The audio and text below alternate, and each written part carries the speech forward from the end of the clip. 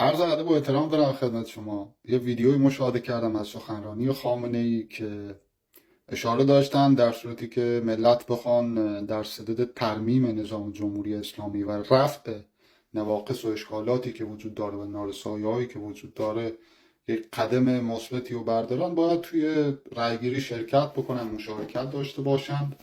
و خودتون بهتر میدونید که مگه میشه خامنه بیاد بگه نیاد رأی ندید و بیاد بر علیه خودش حرفی بزنه طبق معمول؟ خب یک سری مطالبی مورد نیاز باهاتون مطرح بکنم. اولا اینکه توی بسیاری از موارد شاهد بودین با سری اتفاقاتی که توی منطقه افتاده و اون اتفاقاتی که حتی در تمامیت ارضی کشور صورت گرفته، از حمله پاکستان گرفته به ایران، به تمامیت ارضی ایران، که در هم شکننده بوده اقتدار جمهوری اسلامی. همون بمبگذاری که توی کرمان صورت گرفت، حمله‌ای که به راسک شد، همین بمبگذاری خط لوله‌ای که شکل گرفت، به شدت جمهوری اسلامی در خصوص مواضع خودش، در سیاست‌های منطقه‌ای خودش و اون سیاست‌های جنگ افروزانه و فتنه انگیزی که داشته عقب نشینی کرده و با توجه به نارضایتی‌های گسترده‌ای که درون کشور وجود داره و خود حکومت و رژیم نیز متوجه این شد که دیگه ملت به این درک و فهم رسیدند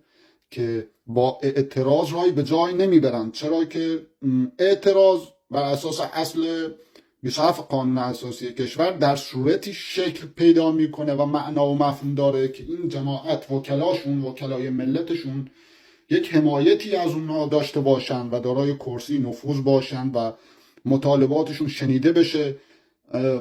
و توی اکثر کشورها به همین شکله. یعنی شما اعتراضاتی که توی خیابونا، حتی توی همین کشور آلمانی که الان بنده هستم، همین تظاهراتی که صورت گرفت بر علیه حزب راست افراطی، خب اشخاصی که معترض بودند نماینده هاشون و حزبی که درون پارلمان فعال هستش، دارای نفوذ هستن، دارای کرسی هستن، حرفشون شنیده میشه، به حمایت و پشتیبانی این وکلای خودشون بر اومدن و حرفشون هم به کرسی نشست و تا حد زیادی هم پیروز بوده و هستن. اما درون کشور ما که به این شکل نیست. وقتی اعتراضات معنا پیدا میکنه که یک نماینده مجلسی، یک وکیل ملتی دارای یک کرسی باشه، حق آزادی بیان داشته باشه، بتونه از حقوق ملت دفاع بکنه، ولی تو کشور ما که همچین چیزی وجود نداره و ملت دیگه از این راه وارد نمیشن و توی بسیاری از مسائلی که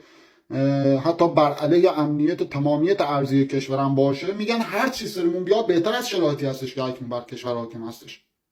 و وقتی کارد به استخون برسه دیگه ملت همچنین واکنشون نشون میدن و همچین دید و تفکری رو دارن. یعنی حاضرن حتی من خودم اشخاص و اعضایی رو از خانواده، از آشنایان، از همسایگان، از دوستان، همشهری‌ها شنیدم ازشون که حاضرین موشک بزنن، اولیش هم تو سر خودمون بخوره، خودمون کشته بشیم، ولی بچه و نوه و نتیجه و نسل بعد از ما دیگه این شرایطی که دارن تحمل میکنن ای کاش همینجور باشه. یعنی بدتر از اونم سر کشور میاد و این شرایط تغییر پیدا بکنه. خب اگه بخواد ترمیم بکنه این نظام جمهوری اسلامی رو و اون نواقصی که وجود داره، خب بنده چند تاشو اشاره بکنم. ناکارآمدی دیوان عدالت اداری، ناکارآمدی بازرسی کل کشور، تراکم قوانین و مقررات جاری کشور، عدم پایبندی به اصل رفراندوم. یه رفراندوم برگزار بکنید همه نواقص برطرف میشه. کلا آقا اسمش هم بذار همون جمهوری اسلامی، همون جمهوری اسلامی هم اسمشو بذار، تا هم باش همون ولایت مطلقه فقیه، ولی این قوانین مقررات رو تغییر بده، قانون اساسی کشور رو تغییر بده، همه مسائل حل میشه. چون اگه او تغییر پیدا کرد خود به خود هم با بری کنار. اصل واقعیت ناکارآمدی مجلس شورای اسلامی،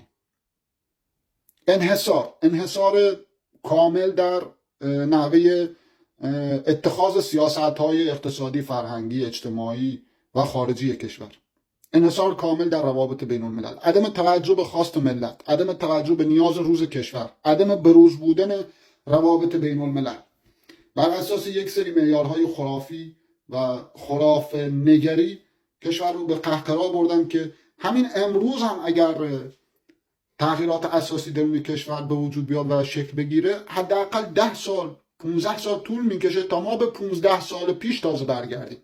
یعنی به زمان انقلاب هم بر نخواهیم گشت، به اون شرایطی که درون کشور حاکم بود در سال 57 هم تا 15 سال دیگه بر نخواهیم گشت. با این تخریبایی که طی این 45 سال جمهوری اسلامی و سرانش و سیاست‌های اشتباهش تا کنون به بار آورده در حق ملت. جدا کردن دین هم از قوانین و مقررات جاری کشور و هم از سیاست، اینا باعث ترمیم میشه. ببینم بازم میتونی اسمش رو بذاری جمهوری اسلامی، ببینم بازم میتونی خودتو رهبر نمیدونم یا ولی امر مسلمین جهان بنامی. اصلا خود عربستان توی بسیاری از مسائل خیلی اقداماتی رو داره انجام میده و انجام داده که پایتخت جهان اسلام هستش. اون ادعایی که جمهوری اسلامی خامنه‌ای و زیر مجموعش دارن، اصلا خود عربستان که خونه خدا درونش واقع شده نداره. خب اینا همه خوراک مغزهای ناپخته کم آگاه هستش که امروزه در حال سوء استفاده شدن از اینا هستش. و اون انتقادی که میشه داشت اینه که خود دنیا، خود کشورهای پیشرفته، خود کشورهایی که خط مقدم دفاع از حقوق بشر هستند احساس مسئولیتی ندارن در قبال این سوء استفاده هایی که در حال استفاده از اون درون کشور از ملت میشه. هیچ احساس مسئولیتی ندارند، هیچ عذاب وجدانی ندارن که اجازه این همه میدان گرفتن میدن به سران جمهوری اسلامی و با بعضی از سازش ها و مداراها و این موارد بقای رژیم جمهوری اسلامی رو دارن تامین میکنن. بنابراین اگر تغییرات و ترمیم بخواد صورت بگیره، اولا که به جای همین رأیگیری نمایندگان مجلس و مجلس خبرگان بیان همون رفراندوم قانون اساسی کشور رو برگزار بکنند، یه ترمیم اساسی میشه، هم در حق حکومت جمهوری اسلامی و هم در حق ملت. شاد و موفق باشید.